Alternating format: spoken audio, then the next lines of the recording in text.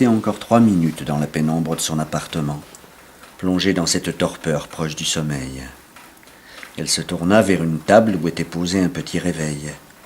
Immédiatement, une agitation douloureuse s'empara d'elle et la fit se lever. Elle allait être en retard. Il suffisait qu'on soit pressé pour que le bus se fasse attendre. Elle n'avait pas les moyens de prendre un taxi jusqu'à l'hôtel où sa mère, Laura, et son beau-père, Desmond Clapper, l'attendaient pour boire un verre avant d'aller dîner.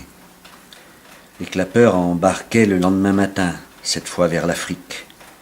Ils resteraient absents plusieurs mois. Clara s'était débrouillée pour quitter son bureau une demi-heure plus tôt, afin d'avoir du temps devant elle. Mais elle n'avait eu que celui de rêvasser.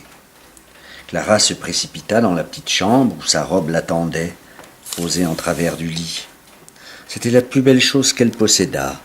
Habituellement, lorsqu'elle choisissait un vêtement, elle était plutôt sur la défensive.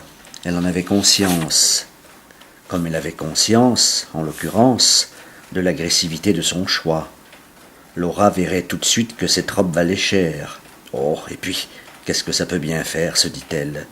Mais, tandis que la soie glissait le long de son corps, elle se sentit envahie par le doute.